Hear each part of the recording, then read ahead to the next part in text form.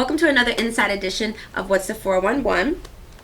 I'm Courtney Rashawn, and in studio we have music mogul and author Mathew Knowles. Hi, Courtney. Hi. What's the 411? Yes. You know, when I hear that, I immediately think of Mary J. Blige.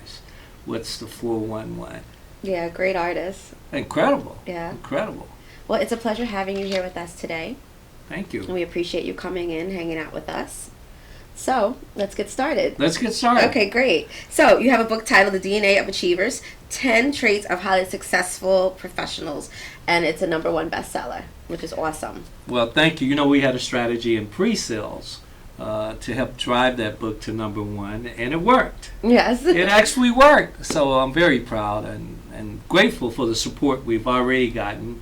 I've been here in New York, and now in Brooklyn, and DC, just doing the promotional circuit for the book and having a lot of fun, and a lot of people have really embraced some surprises along the way. I didn't think when I wrote the book that young people would also gravitate, and I've had a lot of educators really tell me that it's something they can use in the classroom. I was hopeful for that as being a professor in a university setting myself.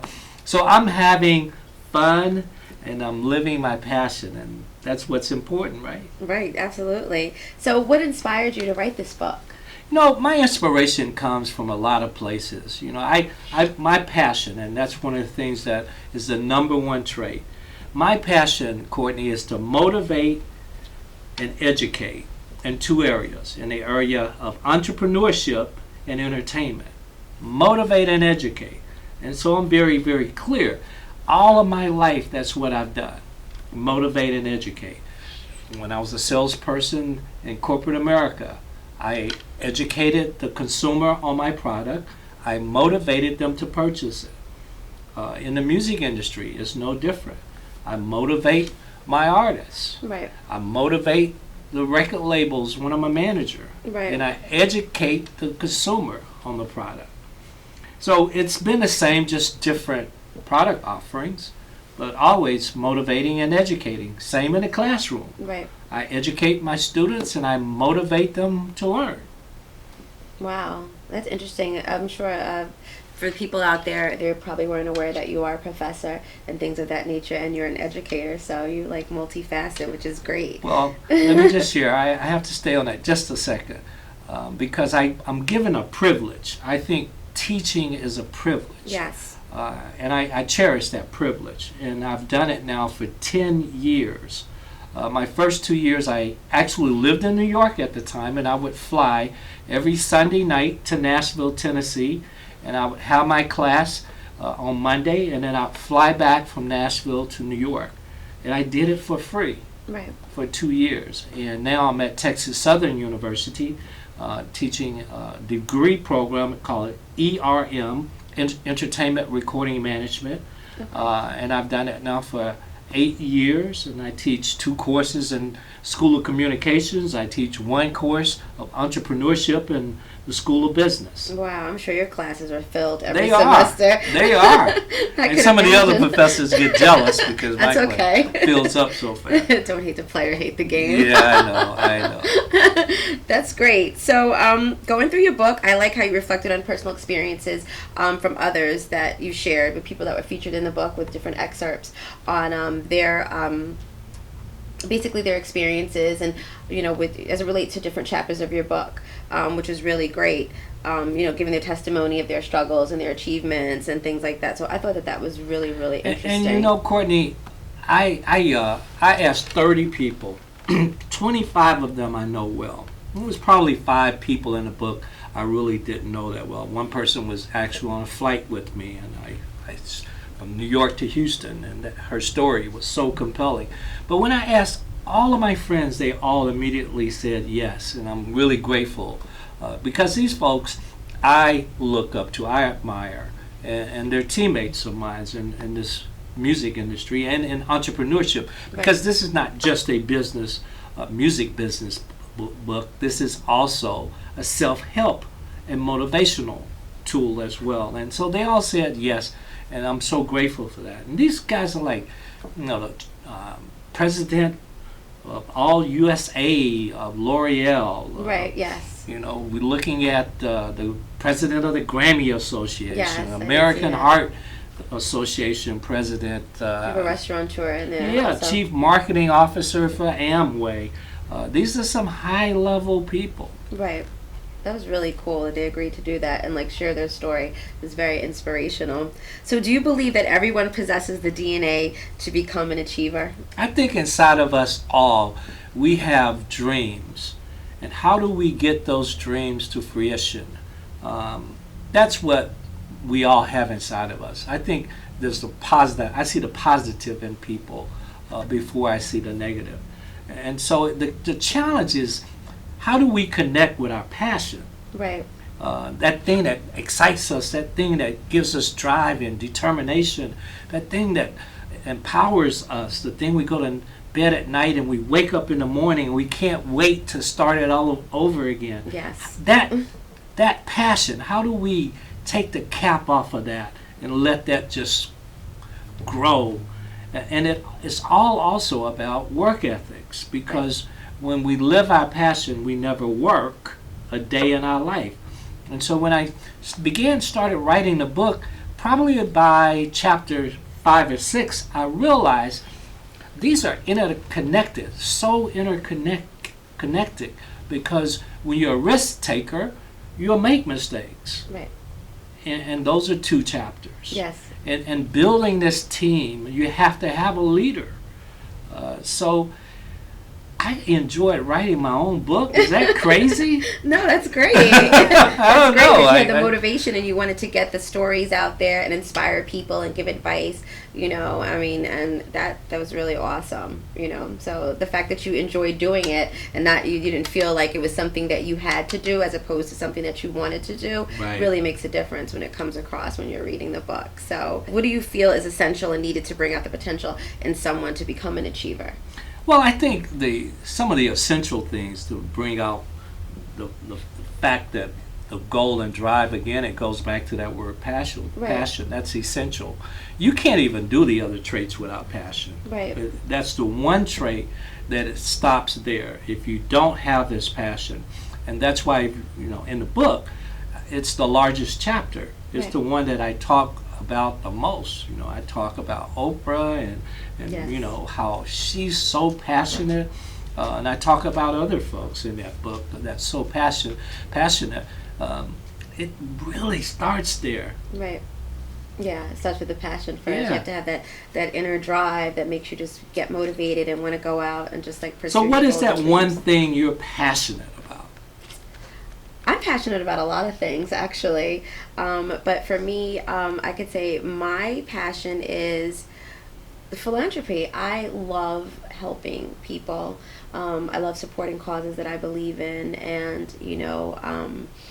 just for the good, for the greater mankind. You know, so that's something that's very, very important to me. Whether it's with interviewing people and speaking to them, or doing donations or volunteering my time, or just even doing a simple makeup application to make someone look beautiful, who had maybe not thought that they didn't look beautiful, or didn't know how to put makeup on, or whatever, just to help them and bring out the best in people. I think that for me is one of my biggest passions. And Well, let me just share my thoughts on it. I love how you ended it.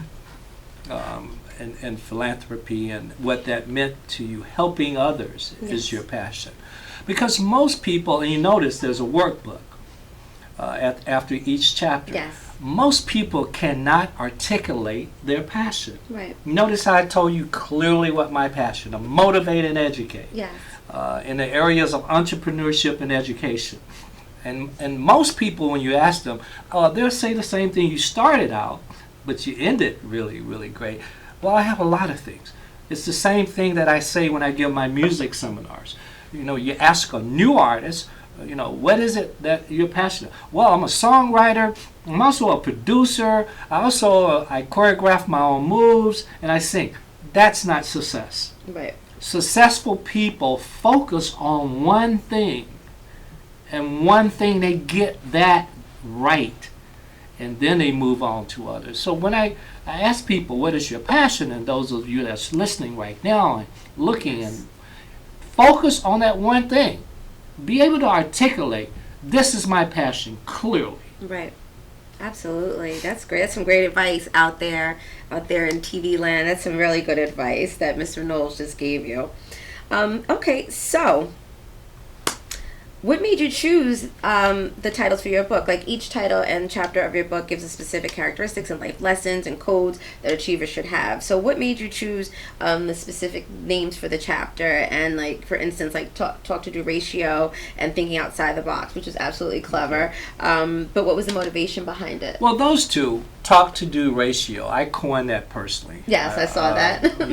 I really, people say I never heard that before. Right. That came about with me sitting actually at Sony Music in a meeting. We have this thing called Label Lunch, and listening to 50 people in a room. Just quite frankly was BSing people. Right. And I was like, your follow-up and your follow-up, and I just realized that it was a lot of talk and not a lot of action. Right. And so that's really what talk to do ratio. What is your percentage of your talk to action? Right. And successful people have a very, very high percentage. And unsuccessful people have a very, very low. And we know some of both. Right. And so that was how I came about the talk to do ratio. Thinking of outside of the box, I remember at St. John's Church, where my family is a founder, one of the co-ministers once did a sermon that talked about thinking outside of the box. And I never forgot that sermon, and I kind of embellished and added to what that sermon was. And most of us are box-in thinkers, and we've been conditioned. This is where the psychological aspect of success come in. We've been conditioned, a lot of us, when we were young, that, because you're black, you're not going to make it. Because you're overweight, you're not going to make it. Because you're gay, you're not going to be able to achieve. Because you're poor, you're not going to be able to achieve. And we still hear those messages in our mind. Right. Even at grown-ups, we still hear that. And I call those box-in thinkers. Right. And I always, in my exercise, I ask two people in the audience to get in a box, and I ask them to move around, and I say, what are you experiencing? And they'll say, I'm hitting walls. Well, that's what life is when you're a box-in thinker, because those are the people that accept we do it this way just because. Right. And I know a lot of people that just do it this way just because. And then there's other people that take the step outside of that box where there's no walls, no boundaries, and they ask questions, why do we do it this way? And they say things like, what if we did it this way? Right. So that's what the thinking outside of the box. The others were just consistently hearing and talking to friends and then traveling, hearing people when they talked about their experiences and their passion, using words like risk-taking, right. Learning from failure, yes. Building a team, planning, failure to plan is planning to fail. And so I kind of put them all on the board. Started out with maybe 20, and then I narrowed down those to the 10.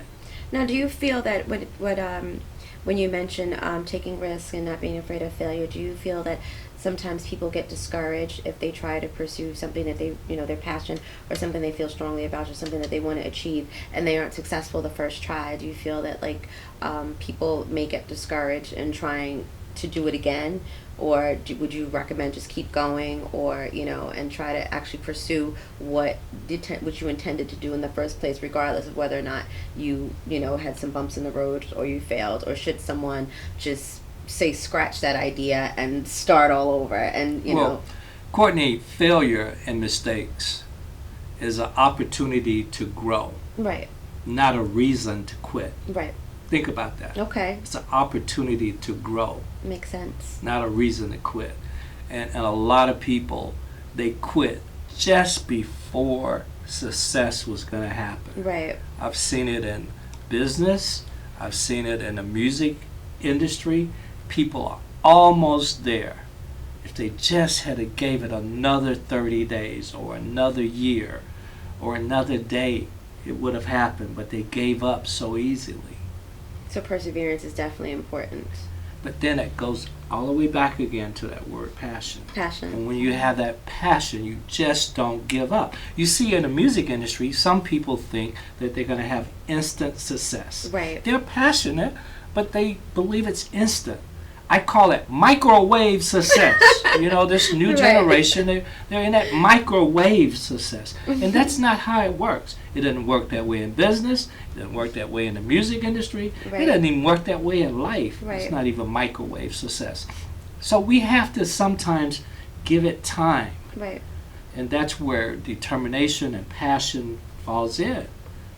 And also the spirituality thing. And the giving back brings in the spirituality part, as that's your passion. Yes, yes. I heard you, Courtney. That's your Well, I passion. definitely feel good about, you know, doing things for people. So it just gives me like a gratification inside that's just like hard to explain. So that's something that I definitely enjoy doing, and I don't really look for anything in return. That's just something that's within me that, you know, I like to do. You know. And I can relate to that. You know, in my book, I share about one time, and I was in class at Texas Southern, and I had a student that would come late every class, and that's one of the pet peeves. Like, Right. Professor Knowles, you just can't go in Professor Knowles' class late. Right. I always ask people to apologize to the class when they're late.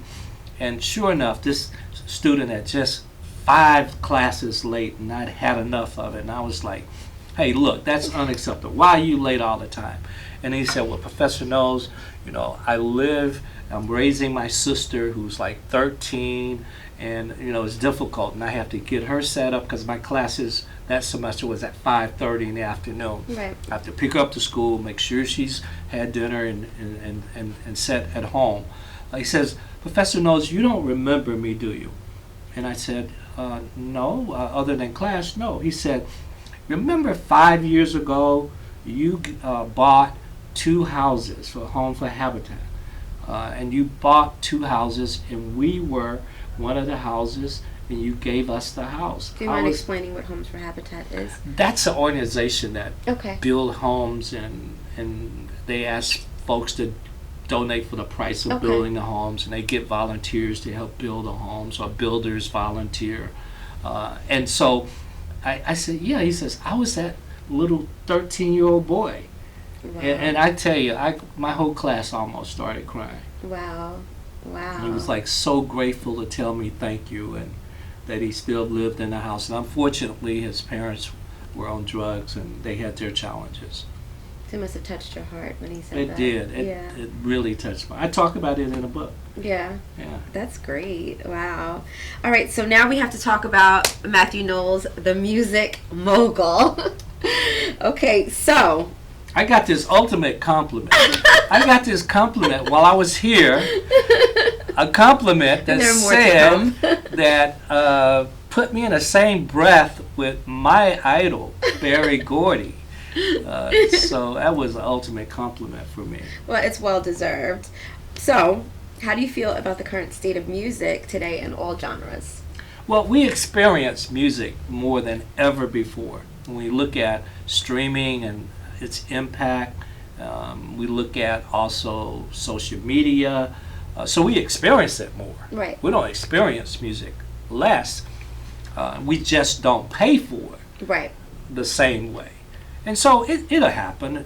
There's a transitioning that's happening in the music industry like any other industry, and we have to figure out quickly how to do it another way. Right. And when we look at those revenue streams that exist, touring, selling records, endorsement opportunities, publishing, Yes. when we look at those revenue streams, those are the same revenue streams that pretty much always existed. It's just a record label, the record sales part of it has changed. It's always been the least way artists got paid, so Right. that's never changed. It's just that the record labels are getting paid that. I mean, artists never really made money selling records Right. unless you're selling 2 or 3 million. Just the way that the whole way they get paid and unrecoupment, if you really understand that, that's a whole class I'm getting into Yeah. no, you're talking about language now. No, you get into entrepreneurship and music. Yeah, you're talking about it. But it hadn't changed. We just got to figure out how to do it differently and how to monetize on it differently. So that goes to my next question. Like, what are your thoughts about like the free downloads and music being leaked due to internet and things of that nature? Again, we had our opportunities that we could have made an impact on the whole piracy issue online. Right. We didn't. We thought as an industry that we could, because we were the big bad bullies with all the money and power, that a young, brilliant mind couldn't figure out how to bypass that. I've seen Sony spend $20 million when we had this dual disc thing. I don't know if you remember when it was on both sides of the CD. You could play music and videos. It was called dual disc, and that was millions of dollars of technology. And a kid took a black magic marker, because you weren't supposed to be able to duplicate this in a machine. Right. And they took a black magic marker, 99 cents, and bypassed the whole technology. Wow. So, that exists, but we have to find out a different way. Touring still is the key for artists. Right. Because the way, when you talk about making money in the music industry, the way artists make money, the way labels make money is different. Right. So we have to look at that and be clear when we ask that question. Touring is the key, and that's artist development, great songs. That hadn't changed. Yes, that's where they generate probably the bulk of the income, because that has nothing to do with the label directly. And I've done both. I mean, I'm a record label right now today, Yes. and I have artists coming out on my record label. So I see both sides of that. Okay. So what advice would you give to someone who's trying to break into the music industry? Come to my seminar. It's called the Entertainment Industry. That's right. How do I get in? So on October 24th, which is a few days from now, you can come to Houston, Texas. It's all day. On November the 14th, you can go to Macon, Georgia.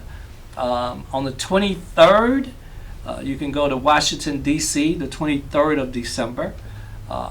Easily go to eventbrite.com and you can get these dates. That's great. You hear that? If you want to be educated by Mr. Mathew Knowles, then that's what you have to do. Eventbrite, people. Eventbrite.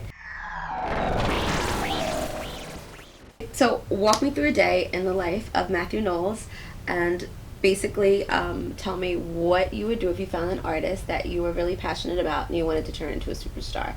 Okay, Miss Courtney, you asked me two questions, so they're like left and right, north and south, east and west.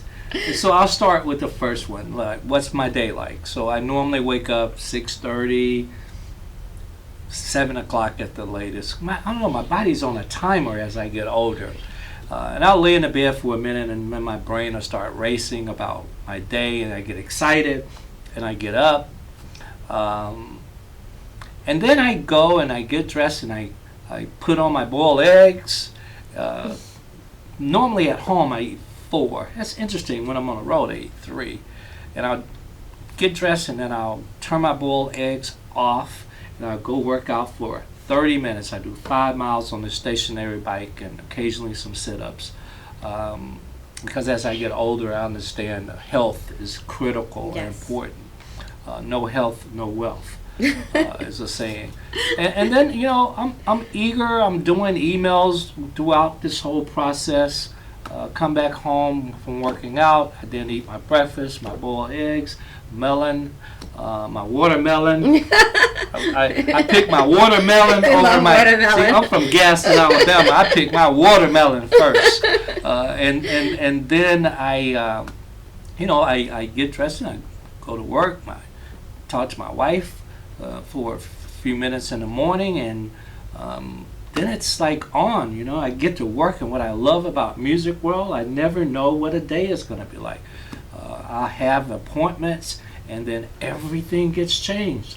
So we're like multitasking. I could be on the phone reading a document. Somebody's at the door talking to me.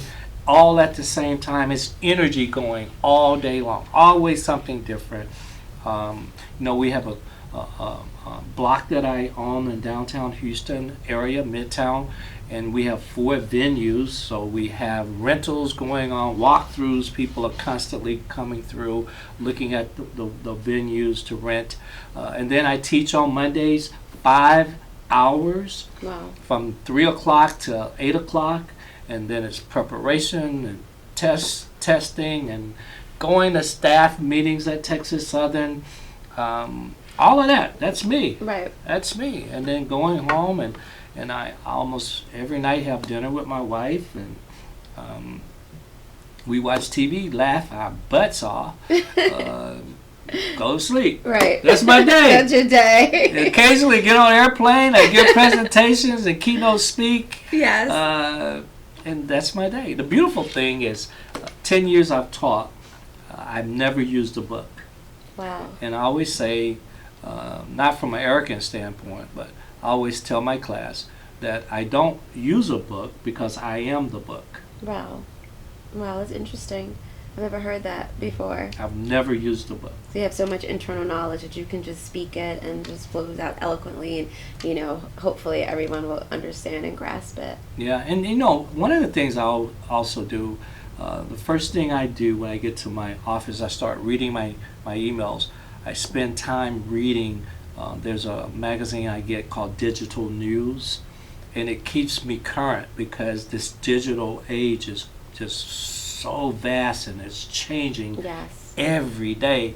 As an educator and someone in the industry, I have to keep up with this digital world. Yeah. So I do that almost every day, this digital news. Yeah, programs change left and right, and you'll be operating on one system, and then next thing you know, next 24 to 48 hours is a completely different system. So Yeah, it's my definitely- system is called my assistant.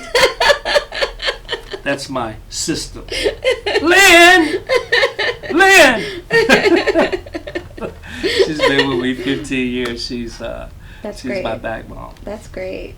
So now the next question was, so if you found an artist that you were absolutely passionate about, what steps would you take to make this artist a superstar? Run! Run. It's kind of catapult them into I would superstar. run! I talk to artists all day long. One of the things that I do that's different, I have this sofa that everybody sat on. I mean, just incredible people. Right. I've thought about writing a book called The Sofa. And when artists come and they want to talk to me about a record deal and they're excited or they want to audition, they bring their keyboards, they bring their guitar, Right. and they're ready to sing or ready to play. I don't ever do that. That's probably the last thing I care about, Right. is their ability to sing or their ability to play. I want to know them, the person, and the traits that I talk about in my book, the DNA of achievers. I actually live that. Right. And I want to know, are you passionate? And what I found, unfortunately, a large percentage aren't passionate. Right. And if I want it more than you want it, then I don't want to work with you. Right. If I want it more than you want it, That makes why sense. would I want to work with you? Right. And so I just politely tell them that, at this time, there's not talent I'm looking for. And I keep it moving. Right. And so I have to find someone, to your question, that's extremely passionate. And then the talent becomes the question. But first is that. And then the second part becomes harder as well, because talent and being a star is two different things. Right. And can you develop being a star? That's kind of difficult. You can develop talent, and that's okay. Right. But you want someone who's a star. And so those are all the things I'm looking for. And unfortunately, when we have a 99% failure rate in the music industry, did you know that? No, I wasn't aware. Only 1% of records we put out make a profit. Wow. That word, profit. Right. I love the green, not the red. When you're talking about those kind of numbers, seldom do I even meet anyone that meets my criteria. Right, and I was going to ask you, what is your criteria? Like, what are the Those key are components those are my of criteria. when you see and say, hey, this person is a superstar. This person is a star. So what qualities would that person possess that would, make you feel to yourself like this person is definitely a star, has star quality, star potential? Well, let's use this. We're talking a new person, right? Someone new trying to get in the industry, right? Right. And so when you look at it from that perspective, that's a quality when a person walks into a room. And I'm sure you've experienced this. Somebody walks in a room, you don't know who they are, but you just know it's something different about them, and right. you notice that person. Have that ever happened to you? At times. Yeah, I mean, yeah. There you go. Now you're like a daughter now. Oh, there you go. No, not that, Courtney. But that happens. You can see that person walk in a room. You know it's something different about them. That's really when people say a star. That's what we really mean. Right. When you walk in. Command the room. Yeah, without even talking. I mean, without saying one word. Right. When that person walks in, you're like, who is that? Oh, they're different. And so to find that, and then even if you have that, do you listen? Are you teachable? Right. Are you, again, that willingness to learn? Those are some of the intangible things that you look for. Yeah, to go the extra mile. And then do you have true expectations? Because in this industry, it takes 6 years. Have it almost down to a science. From the time you discover someone, then develop them, and then that takes a year. And then you get them into the studio, and that process takes 6 months to a year. And then you finally put out an album, and you're marketing, and and then you're promoting. You finally get to a tour, regardless of how small or large. Then it's really that second album that breaks you or makes you. That's why they call it the sophomore jinx, and it's so critical is really what it's saying. And then if you get through that process, so there's so many places to fail in this. Right. I sign you, and then I get you into the studio, and I find that you know it all. You want to write all your songs, and you're not a good songwriter. Right. Or then you get past that, and we start rehearsing, and then you don't have the abilities to dance, but you're doing up-tempo songs. Right. All of this is a lot that has. Do you have the right image? Right. Does your image and your music match? That's all those intangible things, those things that we have to understand initially and develop them in most cases. Because most people don't come already developed. Right. Like life is just not that way. Right. That you wake up one day and you can do this. Yes. Wow. A lot of knowledge here. A lot of knowledge. I love it. So from a business perspective, in the case of songwriters and producers, do you feel that these are the people that benefit most from like the residual income? Well, let me go backwards to your question. It begins with a song and it ends with a song. Credible artists, poor song equals whack. That's very true. I like your equation. Incredible song, right. Marginal artist, you could have success. Yes, yes. But again, credible artist, terrible song, it equals whack every time. The song is critical. Right. Critical. And I've always, in my 24 years, thank God I understood the importance of having great songs. Right. So that songwriting, that is a really important part of the team. And everybody is not good at it. Right. And that's what happens to a lot of artists. They want to be songwriters, and you have to develop that. Right. But first you got to develop being an artist. Right, exactly. It goes back to that, I'm passionate about a lot of stuff. You now understand how this stuff works, and it works that way. Right. So I have a lot of respect for songwriters. That word producer is over, it's just producer. Well, what is a producer? They're actually making the music. That's someone making the beats. And we get the definition. You go to other genres of music, and country, there is not a producer. Well, they have a band. It's songwriters, though.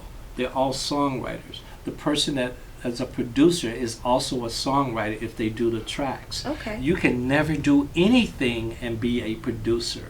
because you organized it all. Right. So the definition of producing black music and in other genres of music have different meanings.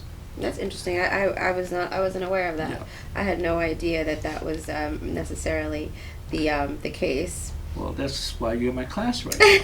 I love it. I love it. Getting free education from Mathew Knowles Well, here. guess what? I love it. All the things we're talking about, and it'll be announced in the next 30, 60 days. An online platform where folks can learn. They can take online classes, modules, and purchase books and seminars, all on one platform that I will present. Oh wow! So you're going to be administering classes online. Mm-hmm. That's great. Like I'm a big advocate of online learning. For people, for adults, because sometimes people are working and they don't have Right. time. They have children, families, and things like that. But that's really great that you're offering your expertise and all your knowledge, and it's available online, so everyone doesn't have to fly to Texas to hear Mr. Knowles speak and learn. You can get him online from your living room at any given time in your PJs, and Whatever works. Yes, that's great. Wow. So, once again, my question is, who do you think benefits most from the residual income in the music business? Would it be the songwriters? Would it be the artists? Would it be the people behind the scenes? Well, I love the fact that the folks behind the scene, a lot of people don't realize. You have in Hollywood, for example, caterers that's doing the catering. Right. That's doing the catering for music, videos, that's doing the catering for tours, that's doing the catering for movies, Yes. that's doing the catering for TV. These people are making millions of dollars. Yes, the craft Just services. Yes. doing catering. Yes, yes. Just doing that. And there's so many different jobs behind the scene that people, and I teach at Texas Southern the behind the scenes stuff. Right. And on the business side of it. So that's a tremendous area. Songwriters is a critical role. And it's changing slowly because, we 5 years ago, majority of our music was CDs. Yes. CDs, when you look at mechanical royalties and intellectual property and songwritings, when you manufactured a CD, you had to pay the songwriter, Right. regardless if you sold it or not. Right. Often you didn't sell it, and so you had this excess manufacturing cost, and you had to pay the songwriters for it. And so that was the good old days, But now, as we get into the digital music, obviously we don't manufacture. So slightly there's been a reduction in songwriters' royalties because they're not getting paid on manufacturing; they're getting paid on actuality. Right. But did you know we still majority of the music we get still is CDs? It's Yes. slowly, it's 53% now, and it's going down, but it's still majority CDs. So that's how songwriters get paid. So it's a fair, equitable exchange because for me that song is so critical. Right. Wow. That's interesting. Most people have the perception that, the artists make all the money, or, the management makes all the money, and don't realize that the people behind the scenes play a really intricate part and, the bottom line of what's going on. So. But let me just stop you for a second. I still go back to my book. Whatever you do, I believe it should never be about the money. Right. It should be because of the passion. And I often in seminars hear questions about money, and I don't hear enough about my passion. Right. And yes, it's important, as we're talking now, to understand the financial outcome of different types of positions. But whatever you do in life, let it be about the passion. And I promise you, the money will come. Yes.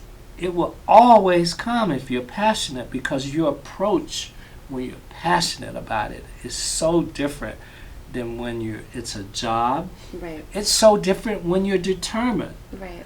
I worked at Goodyear in Gaston, Alabama, between high school and college, and I cured these things called flaps for truck tires at Goodyear. And when this oven opened, it was 700 degrees. Well, I wasn't passionate about that, but I was determined to do a good job. Right. But I wasn't passionate about it. Right. So we have to also understand determination. And man, when you get me riled up, I get going. That's all right. I love this stuff. I just love it. And it's just, I don't have to think about it. It's engraved in my DNA when I talk about entrepreneurship and I talk about this music industry. And it's not because of all successes. It's a lot of failures too that I've learned from.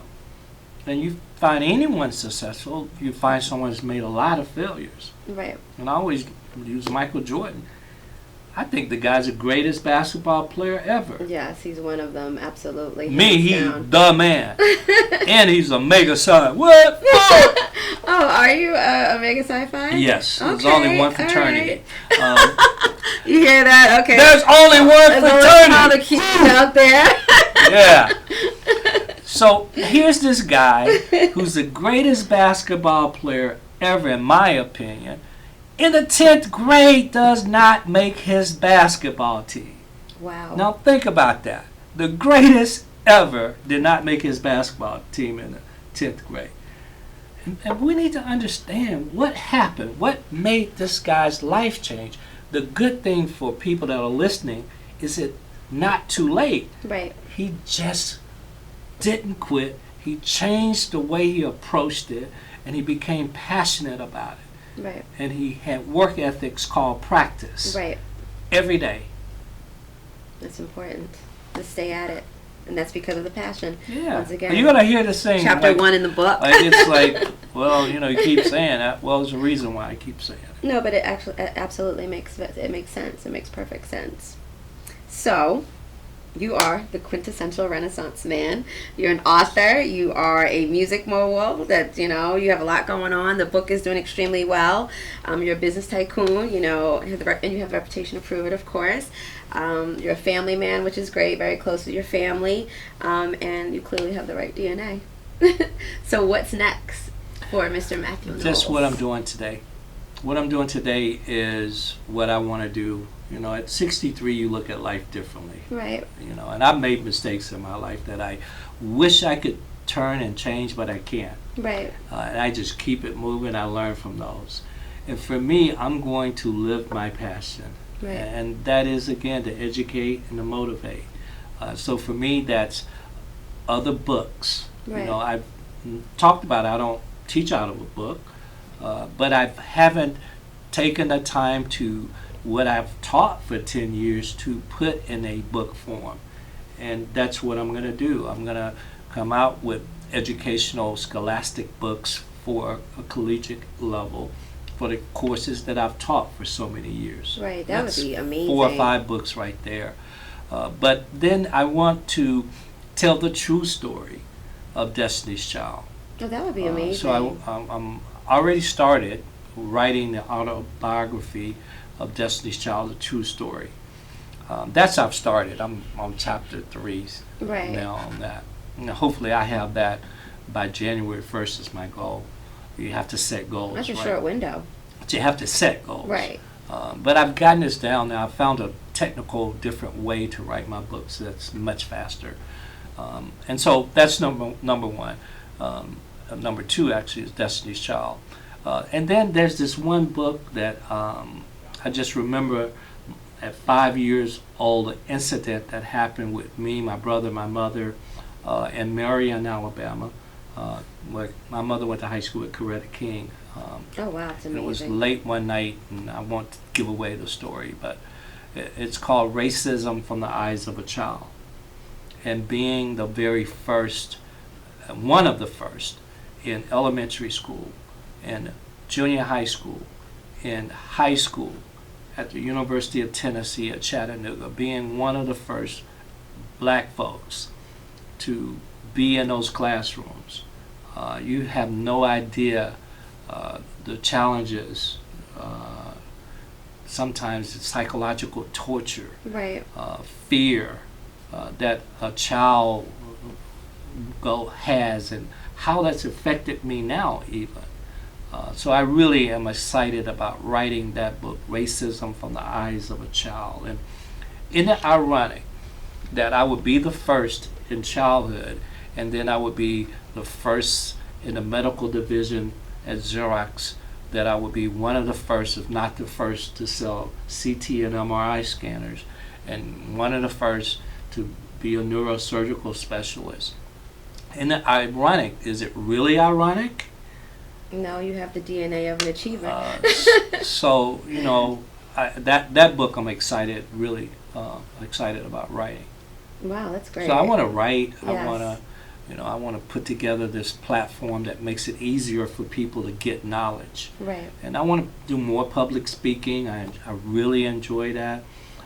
You're very engaging too, like just doing an interview and stuff. I'm like kind of in a trance about all the things that you're saying because it's so powerful and it makes so much sense. And sometimes we don't look at things. Like you said, we're still thinking inside of the box as opposed to outside of the box. But so many things that you say make so much sense, and it goes hand in hand about having the passion and then having the work ethic and all those things are just compliance with one another, to just ensure, achieving and success, if you will. So. Well, Courtney, I want to compliment you on something. Yes. This is probably one of the first, if not the first, interview I've ever had that was really about me and getting to understand me, and I appreciate you for that. Oh, thank you. Because most interviews I've ever had, it always got onto my daughters or onto negativity. Yes. And really not taking the time to understand who I am. Right. And I understand, I got an opportunity to go to the play of Berry Gordy here on Broadway in New York. And there was a part of it that I actually cried because no one. And I see why he, for years, was aloof and didn't want to be in public eye. Very private, yes. And very private. But, it's a challenge sometimes being a leader. And when people are throwing darts at you, and the benefit Barry had, he didn't have social media. Right. Well, I can only imagine what Barry would have gone through if he had social media. Right. But I admire this guy. I've only met him once in my life. I was at an award show, but I admire Berry Gordy. Yeah, so. Because I know what he went through, Yes. and the challenges that he went through, and the pain he felt, and that pressure sometimes where he had to do something to allow him not to just go cray-cray. Right. But hear that cray-cray out there. But I do want to applaud you and thank you for that, because seldom do people take the time to get to know who I am, and you hear all this crazy stuff, and we've heard so much crazy stuff Yes. about my family that's just absolutely crazy. I tune it out because I tell people, hey, at 63, I am not hanging out or listening to what some 21-year-old is talking to on social media. That's just not what I do. Right. I'm with some old white guys in Houston who make a shitload of money, Right. who don't even know Wendy Williams or TMZ, that's Right. talking about equity and talking about trust funds, and that's what they're talking about. Right. Who cares? I mean, I get it. Young people, they need that. Yeah, people. That's what they everyone need. wants to know. But they're let me tell you curious to something, know, though. behind the scenes tea. But let me tell if you you something. will. Let me tell you something. For those of you that are older, you'll remember this. There were some magazines when you go to the checkout in a grocery store that was so crazy and bizarre. Right. Do you remember any of those? No. You don't remember those? You're probably too young. Gosh, what was some of the names? You remember some of those? What was some of the name of those magazines? Star. Oh, the Star, Inquirer. Oh, yes. I do know those. Yes, the tabloids, the rag magazines. Yeah, but now we look at that differently. But you used to look and laugh. It'd be the elephant that came Right. out of space. This is what I want you to think about. That's what social media is today. On some level, social media can actually be positive, and it can be a platform But to. it can be. But when we look at blogs Right. and social media, it's no different than going in that grocery store and you're waiting to pay, and you look and you say, "Oh, this elephant came out of space and landed." That's the kind of crazy right here in stuff. Brooklyn. That's where the That's elephant landed. It's the same. Right. And nobody from an intellectual level, very few of us understand SEO, search engine optimization, Right. and very few of us understand how it's really about advertising. Right. I do seminars on this. I teach about the impact of social media on entertainment. Right. You know, nobody understands that they are being fed and conditioned. This new generation, unfortunately, is getting fed and conditioned where many, many people are making incredible wealth off of their emotions. Right. And that's Incredible wealth off of their emotions. Yes. And I talk to my students, they don't even get it. They don't even know it. Fortunately, my students now look at it differently. Like, Right. wow, I'm conditioned to do that. I'm conditioned to do all of that. Yes. And the more you do all of that, somebody's making money. That's right. No, And but so that's I'll true. tell you anything. Right. I'll tell you this phone can fly. Oh, Bob, this phone can fly. Oh, there's 100 people listening to me going, the phone can fly. Right. Hey, man, you know phone can fly? Yes. Social media has an impact on their perception and the way people think. I definitely agree with that. But just from, the fans and people, want to know, they want to, want verification to know, okay, is this true? Is this not true? But, at the end of the day, it's your family, it's your life, and you know what goes on behind the scenes, and you know your relationships with your children and, whomever else. And that's all that's important at the end of the day. All that You don't have to matters, right? explain anything to anyone. But the people out there in TV land, they do want to know, make sure that everything is all good, because we do hear so many things and so many negative things, and it's not about that. It's about you today and about your book and all the achievements that you have done and the impact. So that are you going to go out and get the DNA of Yes, the I achievements? am. You're Yes, gonna I go am. to Amazon. Yes, it's a very good book. You're going to go to Amazon. And, I did something special. It's only $3.99 Which is to great price point. November 1st, and then it's the real deal. But now they can get it for $3.99. I want to give everybody an opportunity, because I hope once you read it, no different than once you hear the album, then you will tell everybody. Okay. Now, you did mention that you're going to be at Circle of Sisters, so are you going to have books available? No, the books are not available. The books won't be available for another 30 days. They'll be Okay. at selected Walmarts, but the books today aren't available. So you can at Circle Sisters of Circle. I keep calling it Circle of Sisters. I believe it's Circle of Sisters. Circle of Sisters, Circle of yes. Sisters. I Yes, got it right Circle the of first time. Sisters, yes. You can order the hardback book. I will sign it for you. Okay, great. You and hear I that? You will- can go get your copy of Mathew Knowles' book and have him and- personally autograph And it. I will mail it to you. Oh, well, I guess you can't get and it you- then. Sorry. And you have it for Christmas, before Christmas. That'd be great. That'd be like a great momentum for someone to have, Yeah. considering this is your first book. That's amazing. So, well, thank you so much for joining us, and we appreciate you coming here and hanging out with us Well, what's here the at What's the 411? 411. What's the Yes, What's the 411 What's the TV. 411?